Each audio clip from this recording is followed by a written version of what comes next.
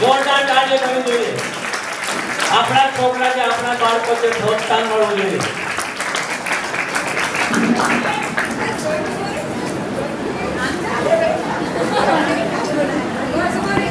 આટલા હેલો, પહેલા આપણે વાત કરીશું મહાવીર સ્વામીના બાળપણ વિશે. માતા શ્રીષા રાણી અને પિતા સિદ્ધાર્થ રાજા પ્રભુનું નામ વર્માન રાખ્યું. વિનય, વિવેક અને વીરતાથી વિભૂષિત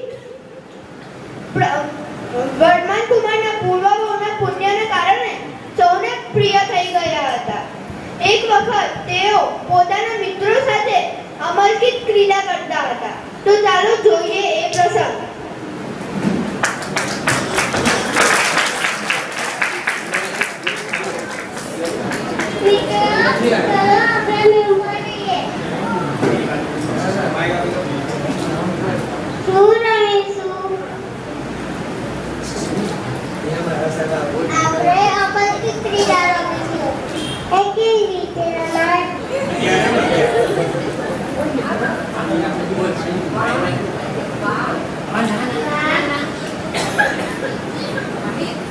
એક જણ દડો ફેંકશે, બીજો જણ લેવા જશે. ત્યાં સુધી બધા છોકરાઓ ઝાડના પાછળ છુપાઈ જશે. તે ના ચડી પાયો એનો વારો પાછા આવશે.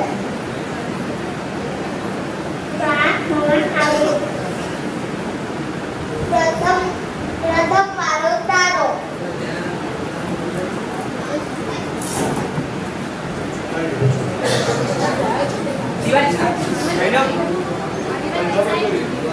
અરે આ તો છેડી સાપ છે. અહીંયા કોઈ આપી કહું તેને ટપકી લેશે, એનું મૃત્યુ થઈ જશે. અને આને કોઈ જોઈ લીધું તો એને પાણી નાખશે. એવી જ હિંસા થશે. લાવ, હું આને સુરક્ષિત જગ્યા રાખી આવું.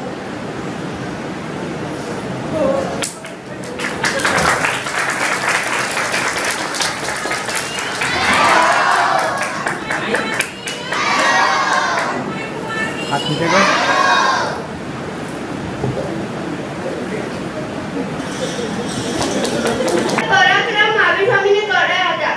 એટલે જ તેઓ મહાવીર તરીકે ઓળખાયા અને આપણે તેમને મહાવીર સ્વામી તરીકે ઓળખીએ છીએ. હવે પ્રભુ યુવાન થયા. પ્રભુના 28ના વર્ષે તેમના માતા-પિતા મૃત્યુ પામ્યા અને દેવલોક ગયા અને મોટાભાઈ નંદીવર્ધનનું રાજ્ય અભિષેક થયો. પ્રભુએ ગર્ભવાસમાં અભિગ્રહ લીધો હતો કે માતા-પિતાના મૃત્યુ પછી જ દીક્ષા લઈશ. એ અભિગ્રહ પૂરો થયો. દીક્ષાની અનુમતિ લેવા પ્રભુ તેમના મોટા ભાઈ પાસે ગયા. મોટા ભાઈએ હજી 2 વર્ષ રોકવાની વિનંતી કરી. મોટા ભાઈ હોવાના કારણે તેઓ હજી 2 વર્ષ રોકાયા અને પછી દીક્ષા લીધી. દીક્ષા લીધા પછી વિહાર કરતા કરતા પ્રભુ કુમાર નામના ગામે પહોંચ્યા. ત્યાં રાત્રિ કૌશક ધ્યાનમાં રહ્યા. તે દરમિયાન તેમને ગોવાળીઓનો ઉપદ્રવ થયો. તો ચાલો હવે આગળ શું થાય છે નિહાળીએ.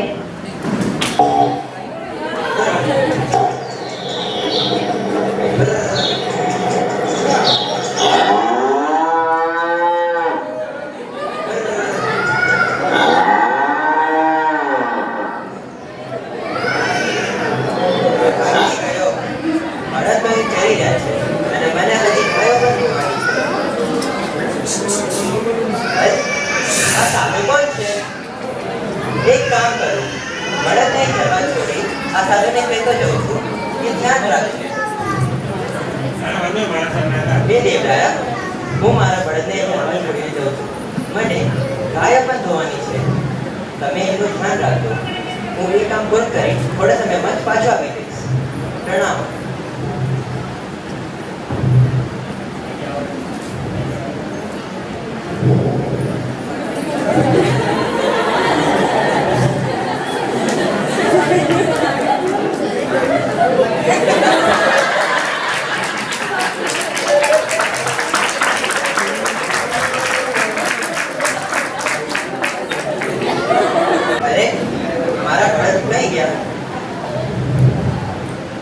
આ સાધુને ખબર હશે, એમને પૂછો. એ દેવરાય, મારા બળદ અહીં જઈ રહ્યા હતા. તમે જાણો છો કે કઈ દિશામાં ગયા છે? આપ જાણો છો? લાગે છે એમને ખબર જ નથી. ચાલો હું જ જંગલમાં જઈને મારા બળદને શોધું.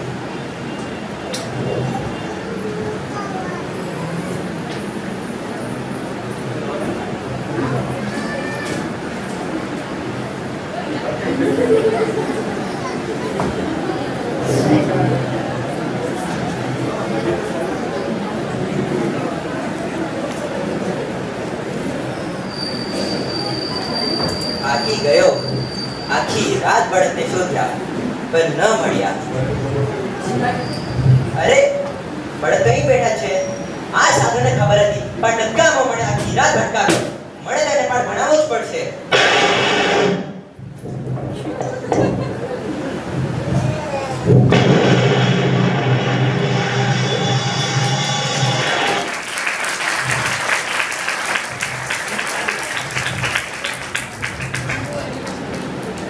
હે પ્રભુ, 12 વર્ષ સુધી વિવિધ પ્રકારના ઉત્સવ થવાના છે. અગર તમારી આજ્ઞા હોય તો હું સેવામાં રહી કષ્ટ નિવારણમાં મદદગાર બનું.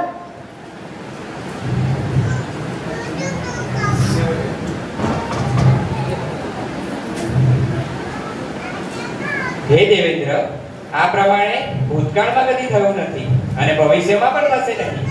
તીર્થંકરો દેવેન્દ્ર, સુરેન્દ્ર અથવા બીજા કોઈની સહાયથી કદાપી કેવળ જ્ઞાન પ્રાપ્ત કરતા નથી, પરંતુ પોતાના ઉદ્યમ, બળ અને કર્મો ખપાવીને ઉપસર્ગ સહન કરીને જ કેવળ જ્ઞાન પ્રાપ્ત કરે છે અને સિદ્ધ ગતિ પ્રાપ્ત કરે છે. બધા જ પરમાત્માઓ એ રીતે જ પોતાના કર્મો પોતે જ ભોગવે છે અને ઉપસર્ગો ઘણા જ વિષમ છે અને તે શાંતિથી કર્મ નિરંતરતાથી ભોગવવાના જ છે એમ સમજીને મેં સંયમ લીધો છે. હે પ્રભુ, જેવી તમારી આજ્ઞા, પરંતુ હું સિદ્ધાર્થ વ્યંતરને તમારી સાથે મૂકી જાઉં છું. અગર કોઈ મરણાંત ઉપસર્ગ થાય તો એને અટકાવવા હું આજ્ઞા લઉં છું પ્રભુ. એવું તમે કેવી રીતે ઇન્દ્ર પ્રભુ સેવા માટે તત્પર હતા? પ્રભુને કોઈ આંચ ના આવે એટલે સદાય પ્રભુ સાથે રહેવા માંગતા હતા, પરંતુ પ્રભુએ તો સંયમનો માર્ગ લીધો હતો. તે કેવળ જ્ઞાન પામવા કોઈ દૈવિક ક્ષય લેવા ન માંગતા હતા. હવે આપણે આગળ વધીશું. હવે આપણે વાત કરીશું શૂલપાણી યક્ષ વિશે. હું તમને શૂલપાણી યક્ષના પૂર્વ વિશે જણાવી દઉં. એક ગણમાન નામનું ગામ હતો. ત્યાં એક વેપારી તેના કરિયાણાના 500 ગાળા ભરી આવ્યો. તેનો એક બળદ પર હતો. જો આટલા દૂરથી આવી અને આટલો બધો ભાર ઉપાડવાના કારણે થાકી ગયો હતો અને પડી ગયો અને તેને લોહીની ઉલટી થવા લાગી. પરંતુ વેપારીએ તો હજી આગળ જવું હતું. આ હાલતમાં ઋષભ આગળ ન જઈ શકતો હતો. તેના કારણે વેપારીએ બધા ગામને ભેગા કર્યા અને કહ્યું કે હું આ બળદને આ ગામમાં છોડી દઉં છું અને થોડું ધન પર આપી દઉં છું આના ઘાસચારા માટે. અને પછી એ આગળ વધ્યો. આગળ વધી પછી ગામ લોકોને તો લોભ આવી ગયો અને બધું ધન પોતાના માટે ખર્ચ કરી નાખ્યો અને ઋષભ માટે કાંઈ જ ન વાપર્યું. ઋષભ વિચારતો રહ્યો કે આ ગામવાળા કેટલા લોભી છે. મારો દયાળુ છે, આ ગામને ધન આપી ગયો હતો અને બધું ધન પોતાના માટે ખર્ચી દીધો. આ ક્રોધમાં ઋષભની મૃત્યુ થઈ અને બીજા જન્મ માટે આ જ ગામમાં શૂલપાણી યક્ષ તરીકે જન્મ લીધો અને આ ગામને હેરાન કરવા લાગ્યો. ગામવાળાએ આના હેરાનથી કેટલા બધા પ્રયાસો કર્યા પણ એક બી પ્રયાસ કામ ના આવ્યો. અંતે તે શૂલપાણી યક્ષ પાસે માફી માંગવા જાય છે, પરંતુ શૂલપાણી યક્ષે કહ્યું કે મારું એક દેવાલય બનાવ, ત્યાં મારી મૂર્તિ સ્થાપિત કરો ઋષભ તરીકે. ગામવાળાએ એવું જ કર્યું. શૂલપાણી યક્ષનું એક દેવાલય બનાવ્યું, ત્યાં તેની મૂર્તિ સ્થાપિત કરી ઋષભ તરીકે અને ત્યાં એક પંડિત પણ રાખ્યો. પરંતુ જે પણ તે ગામમાં રાતવાસો કરતો હતો તેને શૂલપાણી યક્ષ મારી નાખતો હતો. પ્રભુ પર વિહાર કરતા કરતા અને આ જગ્યા પર રાતવાસો કરવા રોકાયા. હવે આગળ શું થાય છે ચાલો નિહાળીએ. અહીં રાતવાસો કરવાને શું પાણી મારી નાખે છે. અમે તમને બીજું સ્થાન બતાવે છે જ્યાં તમે રોકાવો. પરંતુ પ્રભુ નથી માનતા અને રાતવાસો ત્યાં જ કરે છે.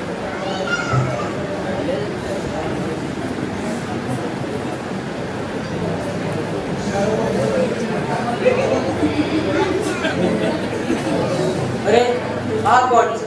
લાગે છે કોઈ મરવાની ઈચ્છા જ મારા સ્થાનમાં આવ્યો છે. ગામ લોકોએ અને મારા પૂજારીએ વારંવાર મારા દ્રવિષ્ઠ મુનિ અહીંયા જ રાત પસાડ્યો છે. હવે તો આનું ગર્વ ઉતાર. સૂર્યાસ્ત થાય ને પૂજારી જાય પછીનો આ મુનિનો અહંકાર તોડું છું.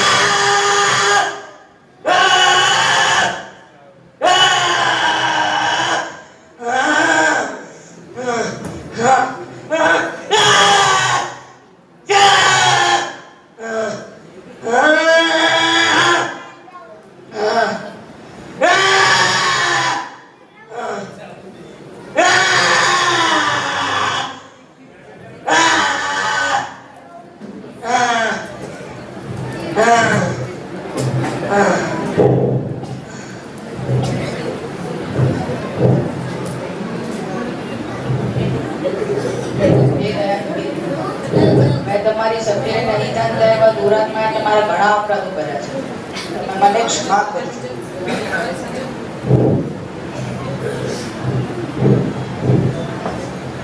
હે દેવરાજ, આપના દિવ્ય આત્મા વડે આપણે તો ક્રૂર યક્ષને પણ શાંત કરી દીધો. આ તમારો આ ગામની ઉપર મોટો ઉપકાર થયો. તમારી જય જયકાર છે, તમારી જય જયકાર છે. પ્રભુ સામે એક યક્ષ પર હારી ગયો. હવે પ્રભુ આગળ વધે છે. પ્રભુ વિહાર કરી મોરક ગામે પહોંચ્યા અને ત્યાંથી વિહાર કરતા કરતા સરળ રસ્તે સ્વતંબિત નગરી તરફ આગળ વધ્યા. રસ્તામાં તેમને એક ગોવાળિયો મળ્યો અને કહ્યું, તમે આ રાહ ના જાઓ, તમે બીજા રાહ જાઓ. અહીંયા આગળ એક ભયાનક ચંદ્રકૌશિક સર્પ રહે છે. તે આજ તક કેટલા બધા માણસોના પ્રાણ હર્યા છે. તમે બીજા રાહ જાઓ. પરંતુ પ્રભુ તો કૃપાળુ હતા. તે ચંદ્રકૌશિકને પ્રતિબોધ કરવા માંગતા હતા, એટલે તે એ જ રસ્તે આગળ વધ્યા. હું તમને ચંદ્રકૌશિકના પૂર્વ વિશે જણાવી દઉં. ચંદ્રકૌશિક એક ક્રોધિત સાધુ હતા. તે તપસ્યાના પારણા માટે ગોચરી લેવા તેમના શિષ્ય સાથે જતા હતા. રસ્તામાં તેમના પગની નીચે એક દેડકી આવી મૃત્યુ પામી ગઈ. તે દૃશ્ય તેમના શિષ્યએ જોયું અને મળેલી દેડકી સાધુએ બતાવી. પરંતુ સાધુએ કહ્યું કે પછી આલોચના લઈ લઈશું અને તે પછી ભૂલી ગયા.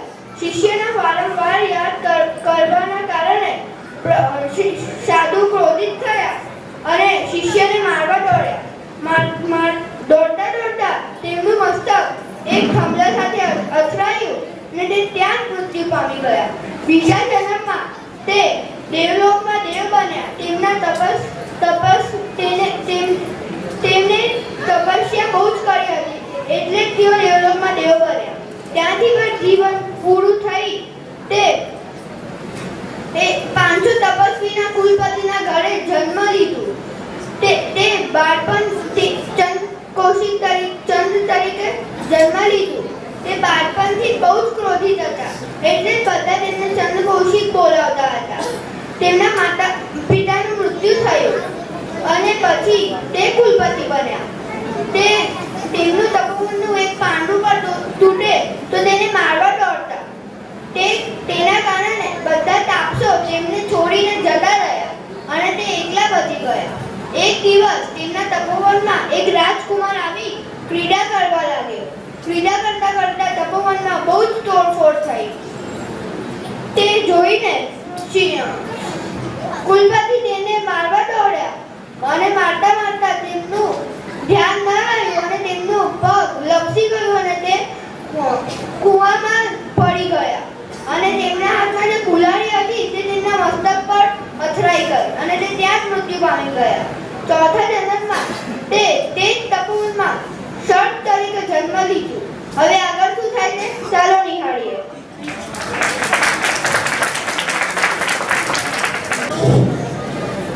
અરે, આ સાધુ કોણ છે જે અહીં આવીને ઊભો છે?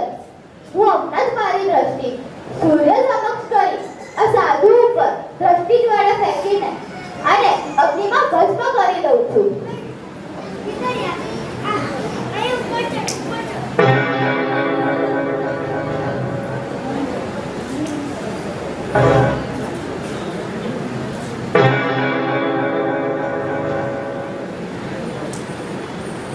અરે, આ શું? આ દ્રષ્ટિ આ સાધુ સુધી પહોંચે એ પહેલા જ જલ દ્વારા થઈ જાય છે. હવે તો મારે મારા તીવ્ર દૃષ્ટિ આ સાધુને મૃત્યુની શરણે મોકલવો પડશે. પણ મારા તીવ્ર દૃષ્ટિ આ અક્રાંત થઈને મારી ઉપર પડશે તો હું ગભરાઈ જઈશ. હવે તો મારે આને ડસીને જ પાછું હટવું પડશે.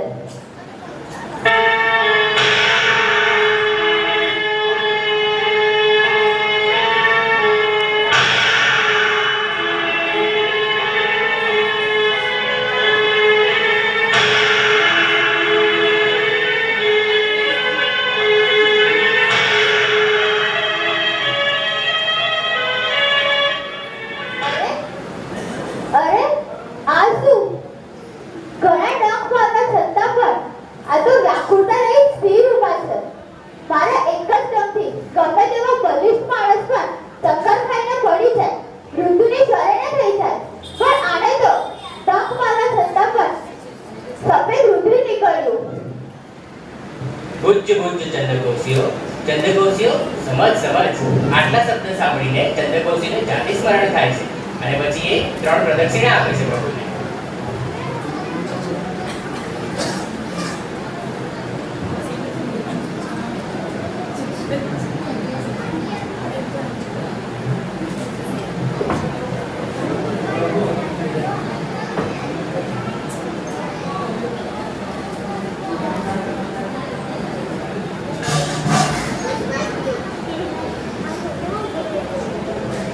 હે પ્રભુ, મારાથી શું અનર્થ થઈ ગયું?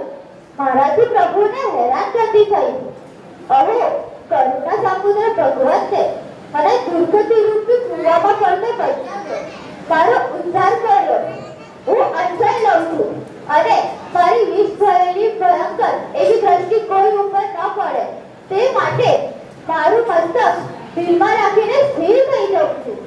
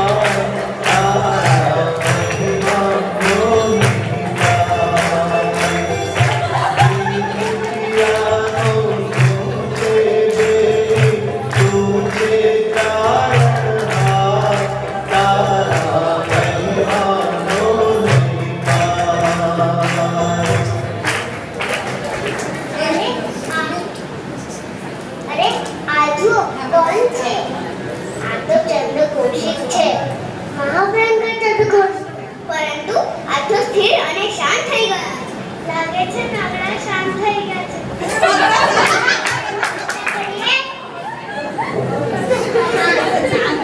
આપણા પાસેથી બધી સાંભળી એના દ્વારા આપણે એટલી પૂજા કરીએ.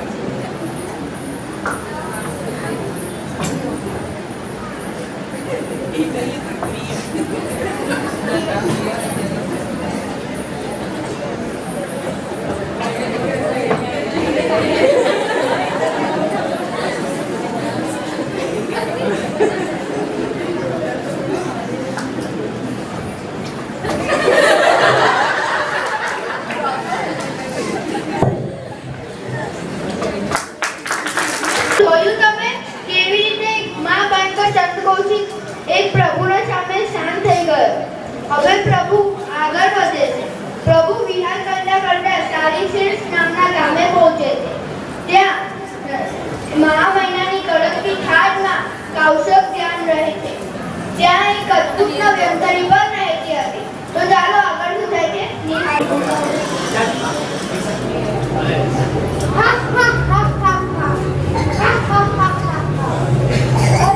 આ સાધુ કોણ છે જે આટલી ટાઢમાં કૌશકનો જ્ઞાન કરી રહ્યો છે? એને તો મારી પણ ઠીક નથી. અરે આ તો ત્રિપુરુષ છે જે પોતાના 18મા ભાવમાં જીતીને અર્ધ ભારત જીતીને વાસુદેવ બન્યો હતો. એની રાણી વિદ્યાવતી હતી. એને હું અમાનતી હતી અને એના ત્રાસ સહન કરતી હતી. ઘણા બહુ ભ્રમણ કરીને વખત પુણ્ય વ્યક્તિ બની છું.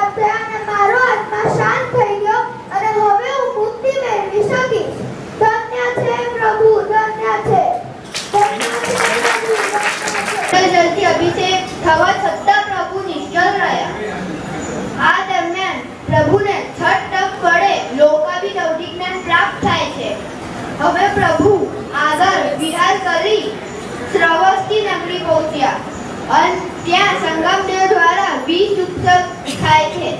છતાં પ્રભુ નિષ્ઠળ રહ્યા. ત્યાંથી પ્રભુ વૈશાલી નગરી પહોંચ્યા અને ત્યાંથી પ્રભુ વિહાર કરી સુંસુમારપુરી પહોંચ્યા અને ત્યાંથી પ્રભુ વિહાર કરતા કરતા કૌસંબિત નગરી પહોંચ્યા.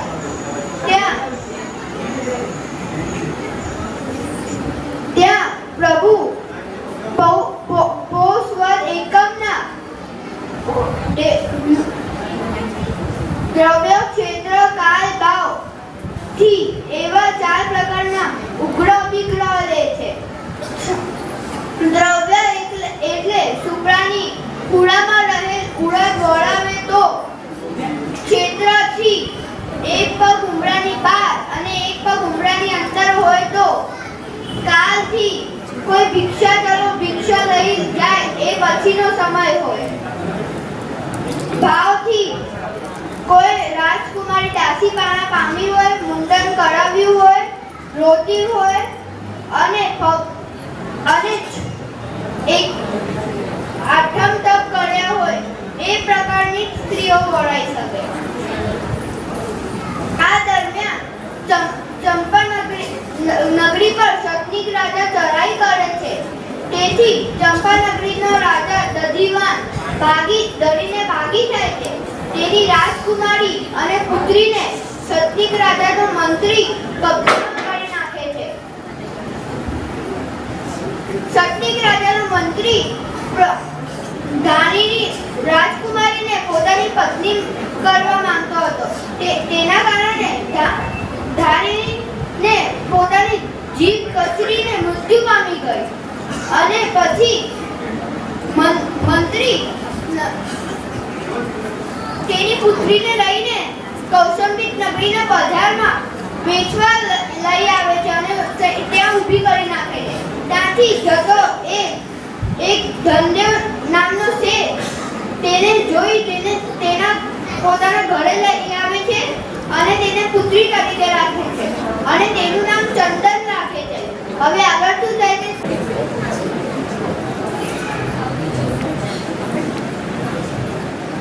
અરે બધા દાસદાસી ક્યાં છે?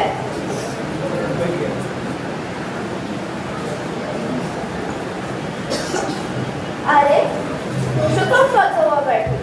તમે મારા પિતા સમાન છો. તમે તમારા ગૃહમાં મને સ્થાન આપ્યું છે. આટલી તો મારી ફરજ છે ને.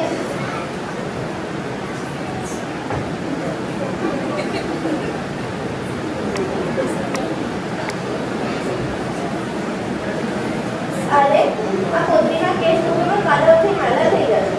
દાવ કોઈને બાંધી આપો.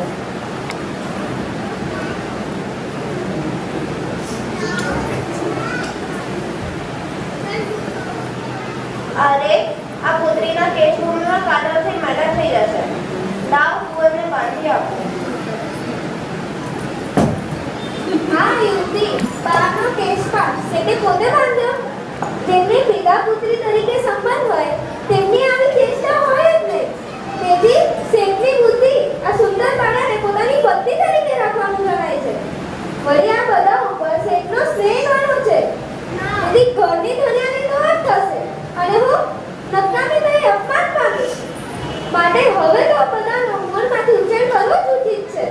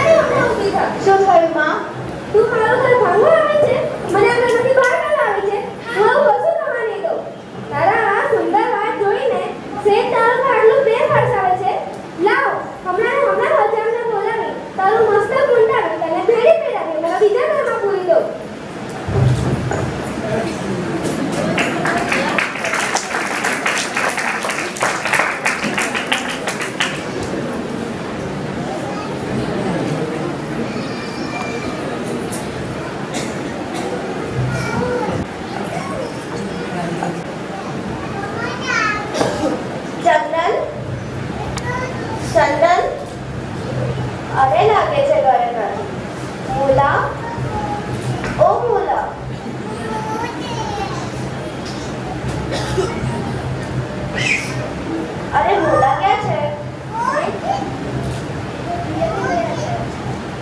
અચાનક કેમ શું થયું? અને ચંદન ક્યાં છે?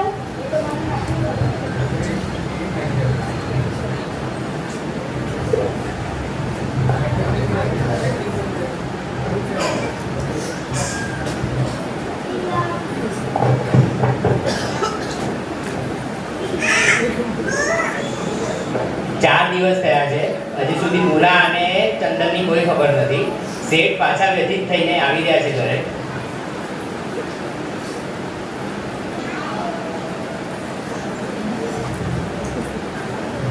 આજે ચોથો દિવસ છે.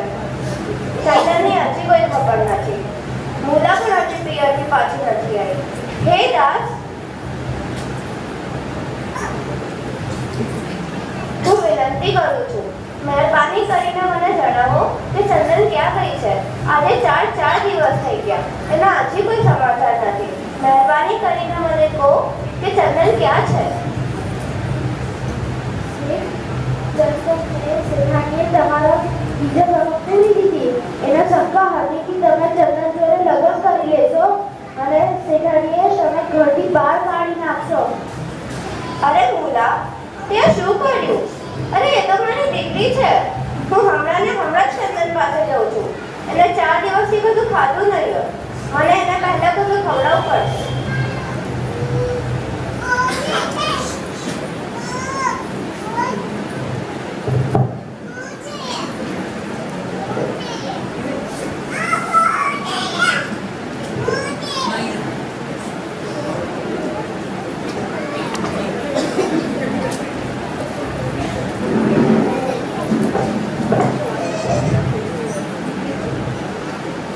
હે પુત્રી, હું તારી માફી માંગુ છું. મુલાએ જે પણ તારી સાથે કર્યું એ ખોટું છે. તું હમણાં અડટ વાપર. હું બેડી ભંગાવા દુકાનને બોલાવી લઉં. જો કોઈ ભિક્ષુ આવે તો તેને આપી અડદ વાપરું.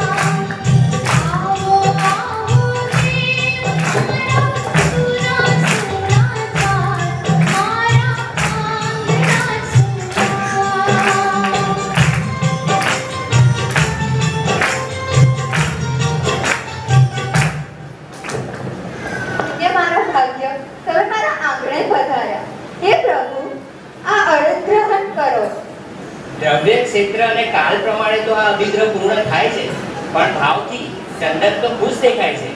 એ વિચારીને પ્રભુ ત્યાંથી પાછા નીકળે છે.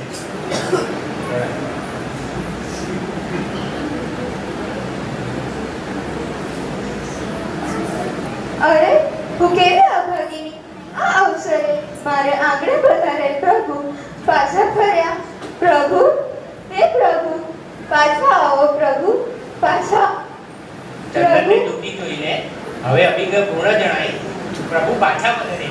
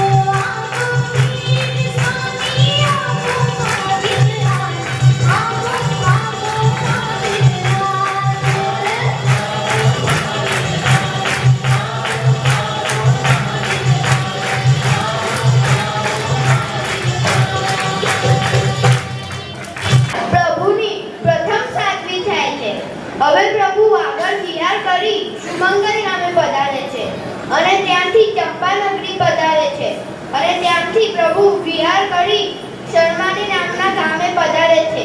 ત્યાં ગામની બહાર મૂર્તિ તરીકે કૌશલ્યાન રહે છે. શ્રીપુષ વાસુદેવના ભાવમાં શ્રીપુષ વાસુદેવે જે સૈયાબાના ગામમાં ગરમ શીશાનું તેલ મેળવ્યું હતું તે ઉપસર પ્રભુને હમણાં ઉદરમાં આવે છે.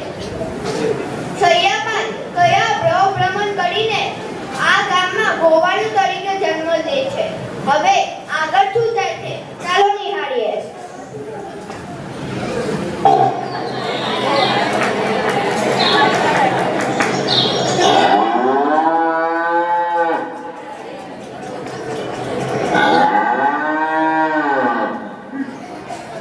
અરે આ સાધુ કોણ છે? આ સાધુને તો હું ઘણા દિવસથી જોઉં છું. દિવસ હોય કે રાત્રિ અહીં જ હોય છે. હશે કોઈ. ચાલો મારે શું કરવું? મારે તો હજી ઘણા કામ છે. બળદો ચરાવવા લાવ્યો છું. હજી ગાયો ધોવાની છે. એક કામ કરું તો એ પણ આ સાધુ દિવસ રાત અહીં જ હોય છે, ક્યાંય જતો નથી. તો ચાલને મારા બળદને આની પાસે મૂકીને મારી ગાયો ધોઈ આપું. હે દેવરાયા, હું મારા બળદ તારી પાસે છોડીને મારી એક અન્ય કામ પૂર્ણ કરીને આવું છું. મારા બળદોનું ધ્યાન રાખજો.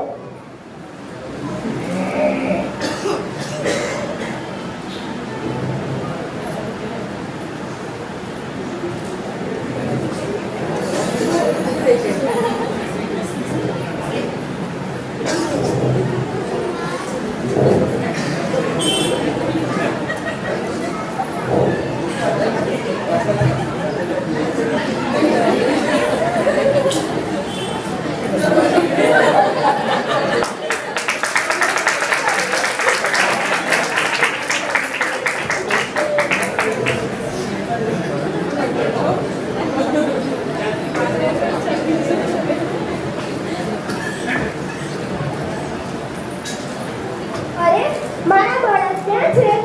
અહીં તો છોડીને ગયો હતો. આ સાધુને ખબર હશે. હે દેવરાયા, મારા બળદ ક્યાં છે? મારા બળદ ક્યાં છે? અરે આ સાધુ તો કોઈ ઉત્તર જ નથી આપી રહ્યો. હું પૂછું છું કે મારા બળદ ક્યાં છે? જવાબ આપો. જુઓ, હવે મને ક્રોધ ન કરાવો અને મારા પ્રશ્નનો ઉત્તર આપો કે મારા બળદ ક્યાં છે? અરે આ સાધુ તો બધું સાંભળતા હોવા છતાંય બેરો હોય એવું વર્તન કરે છે.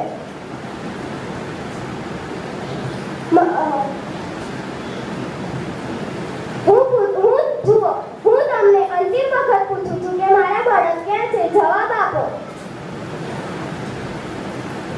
અરે આ સાધુ તો કોઈ જવાબ જ નથી આપી રહ્યો. હવે મારે આને કોઈ પાઠ ભણાવવો જ પડશે. હું એના કાનમાં જ કીડા ઠોકી દઉં છું અને એવી રીતે ઠોકીશ કે કોઈ કાઢી પણ નહીં શકે.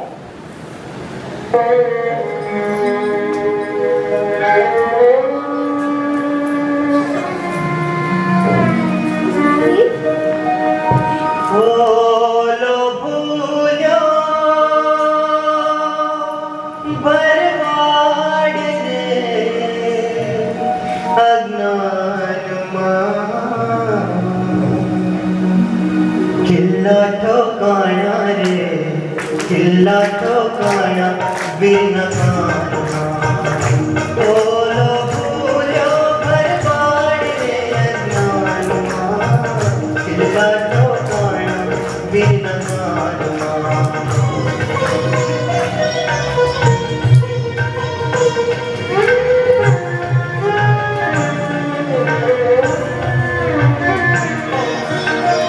કિલ્લા ભારી લાવ્યો રવારી ખાયા પ્રભુજીને કામ. હો દુઃખ પડ્યું દ્વેષ ન પ્રગટ્યો સમતા ધરે ભગવાન. પ્રાણી માત્રમાં એક જ સરખો. પ્રાણી માત્રમાં એક જ સરખો.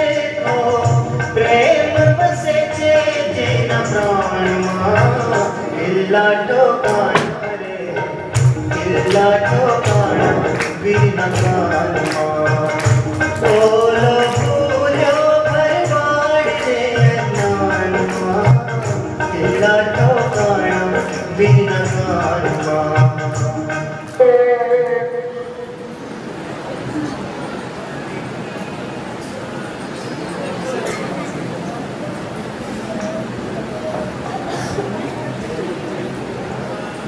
હવે આગળ શું થાય છે આપણે એક ગીતમાં સાંભળીએ.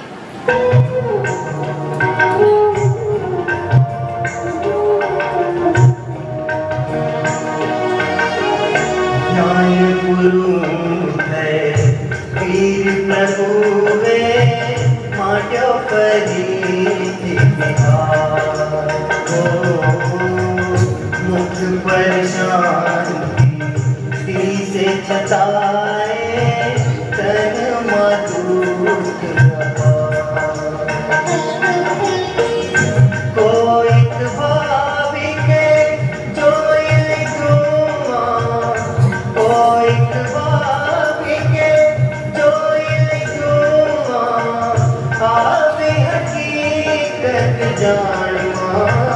કેટલા ઠોકાણા રે કેટલા ઠોકાણા વીરના કાનમાં ઓલો ભૂલ્યો ભરવાડ રે અજ્ઞાનમાં કેટલા ઠોકાણા વીરના કાનમાં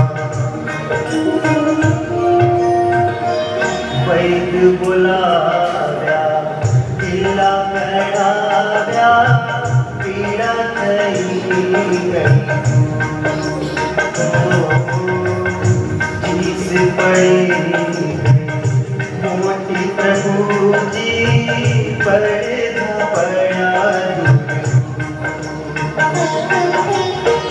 મહાનગીરી પર તુજી ઉઠ્યા પણ મહાનગીરી પર તુજી ઉઠ્યા પણ વીર ઉભા છે નિજ ધ્યાનમાં કેટલા ઠોકાણા રે કેટલા ઠોકાણા વીરના કાનમાં ઓલો ભૂલ્યો ભરવાડ રે અજ્ઞાનમાં કેટલા ઠોકાણા વીરના કાનમાં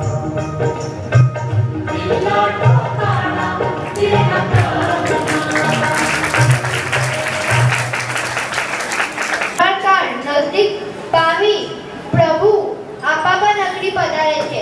ત્યાં તેઓએ એક સમોસાનું રચ્યું હતું. પ્રભુ 18 ધારી દેશના આપે છે.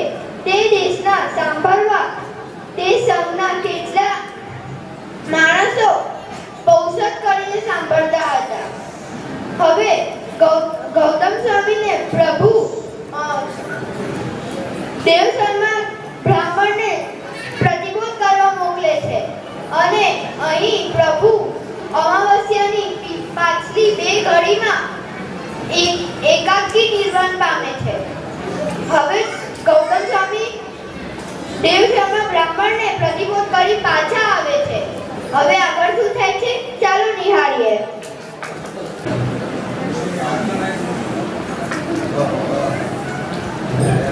અરે આ માર્ગમાં ચારે બાજુ આટલું મૌન કેમ છે? વાતાવરણ આટલું ગંભીર કેમ છે? ખીલેલા ફૂલો પણ મુરઝાઈ ગયા છે. વૃક્ષના પાંદડાઓ પણ પાનખર ઋતુની જેમ ખરી ગયા છે. પક્ષીઓનો કલરવ પણ જાણે એકદમ શાંત થઈ ગયો હોય. હવા પણ જાણે એકદમ શાંત થઈ ગઈ હોય. આટલી ઉદાસતા કેમ ફેલાઈ રહી છે? જાણે કંઈક વિચલિત અપ્રિય ઘટના બની હોય. અરે અહીં તો ગામના લોકો બી રડી રહ્યા છે. શું થયું? તમે કેમ રડી રહ્યા છો? કંઈક જણાવો મને. વીર પ્રભુનું નિર્વાણ થયું છે. આપણે સૌ અનાથ, અશરણ અને અસહાય થઈ ગયા છે.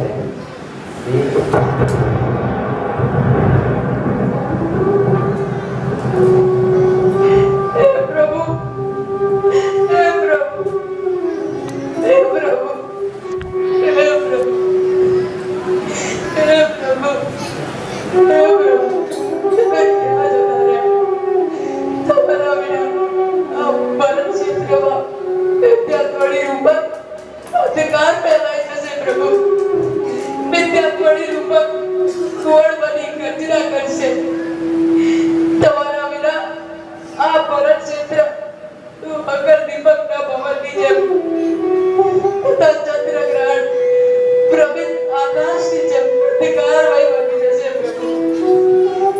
કેટલી કરુણાજનક પરિસ્થિતિ થઈ જશે, કેટલી કરુણામય પરિસ્થિતિ હશે પ્રભુ.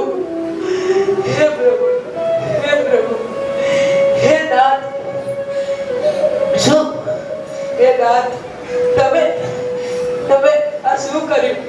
તમારા વિના હવે હું શું કરીશ? હે વીર, હે ભગવાન, કહી કોને પ્રશ્ન પૂછીશ? તમારા મુખ વાળીથી નીકળતા હે ગૌતમ, હે ગોયમ, હે ગોયમા, હે મધુર અવાજથી મારું શરીર રોમાંચિત થઈ જતું હતું. પણ એવી આશ્વાસન અવાજ હવે હું કેવી રીતે સાંભળીશ પ્રભુ? હે પ્રભુ, હે નાથ, હે ત્રાથ, શું હું તમારો હાથ પકડી તમને રોકી લેવાનો હતો? હે પ્રાણનાથ, શું હું તમારી સાથે ચાલવાની જીદ કરવાનો હતો? હે જીવન આધાર, શું તમે મને સાથે લઈ જતા તો મોક્ષમાં ભીડ વધી જતી? શું હું તમારા માટે બોજારૂપ હતો જે તમે મને એકલા મૂકી જતા રહ્યા? હે વીર, હે વીર, હે વીર, હે વિતરાગ, હે વિતરાગ, હે વિતરાગ. અરે પ્રભુ તો વિતરાગી હતા ને હું રાગી થઈ બેઠો હતો. પ્રભુને હું મારા કરતો હતો, પણ તેઓ ક્યાં મને ચાહતા જતા? ના એમ મારા વીર છે અને ના હું એમનો ગૌતમ. કોઈ કોઈનું નથી. બધા પોતપોતાની આત્માનું કલ્યાણ કરવા આવ્યા છે. પ્રભુ વીરે પણ કંઈ ખોટું નહોતું કર્યું. તેઓ આ સત્ય જાણતા હતા એટલે જ તેઓ વિતરાગી થયા.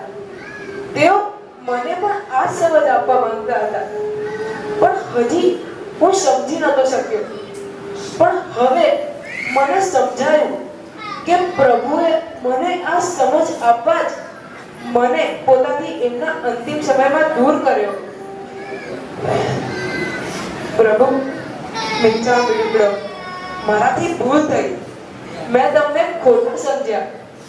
આજથી 30 વર્ષ પહેલા તમે મને દીક્ષા આપી મારા પર ઉપકાર કર્યો હતો, અને આજે પણ મોક્ષમાં જતા જતા તમે મારા ઉપર ઉપકાર કરી જ દીધો. મારા રાગને તોડવા માટે જ તમે આ બધું કર્યું. પ્રભુ, તમને કરોડો કરોડો વંદન. હવે હું તમારા ઉપર રાગ નહીં કરું.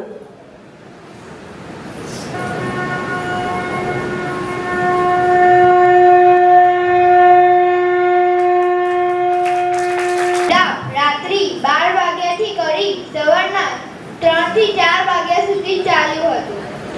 અંતે રાગ નામની ગાંઠ તૂટી અને ગૌતમ સ્વામીને કેવળ જ્ઞાન પ્રાપ્ત થયો. પ્રભુ વીરની કરુણા તો જુઓ. આપણા રાજા ગૌતમ સ્વામીને કેવળ જ્ઞાન અપાવી દીધો. જે સંઘ પ્રભુના નિર્વાણથી દુખી હતો તે સંઘને ગૌતમ સ્વામીના કેવળ જ્ઞાનથી મોક્ષ બનાવવાની તક મળી. બોલો બોલો મહાવીર પ્રભુની જય જય જય.